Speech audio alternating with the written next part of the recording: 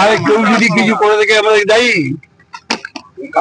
কলেজের না হোক সে আমরা চাইছি, মমতা চাইছে, শিক্ষামন্ত্রী চাইছে কলেজের পরিবেশ সুস্থ শান্তি থাকুক। হ্যাঁ, আর কেউ যদি করে থাকে আমরা তো গন্ধা নই, কারণ মনের মধ্যে কি আছে কিনা, কে কি করে জানবে, কেউ করে চীনা নাচে অনেকে তো আমাদের কাছে যায়, অনেকে তো আমাদের কাছে যায় কথা বলে।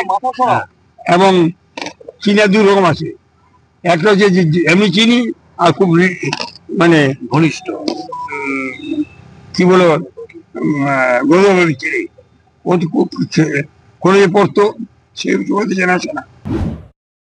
আমাদেরকে ডেইলি ভিজিট যে ছেলে দরকার ছিল, যেহেতু কলেজের ছেলে বলে ওকে দেওয়া হয়েছে, তার মানে এটা পার্মানেন্ট নয়। এবং চাকরিও খতম, চাকরি খতম, কলেজ থেকে বহিষ্কার। এবং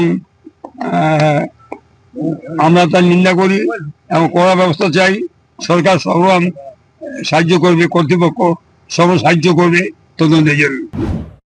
এখন যেহেতু এটা ঘটনা ঘটেছে, পর্যার টাইম হয়েছে, কিন্তু ক্লাস বন্ধ, কলেজ খোলা, রেজিস্ট্রেশন নাম্বার হচ্ছে, ফর্ম ফিল আপ হচ্ছে, অ্যাটেন্ডেন্স হচ্ছে, কোনো সুবিধা হচ্ছে না।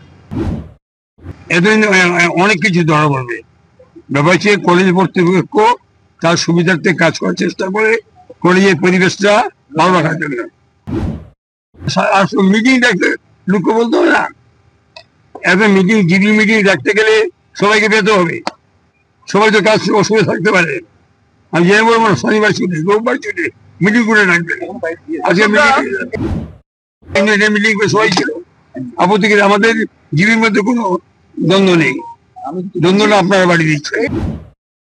এখন তো এর সামনে পরিচয় নেই, ও ভিতরে কে আছে জানবে কিরকম করে। ও এই ঘটনা ঘটার পর এখন জানতে পারছেন, যে ঘটনা না করতো তাহলে আমরা জানতাম না।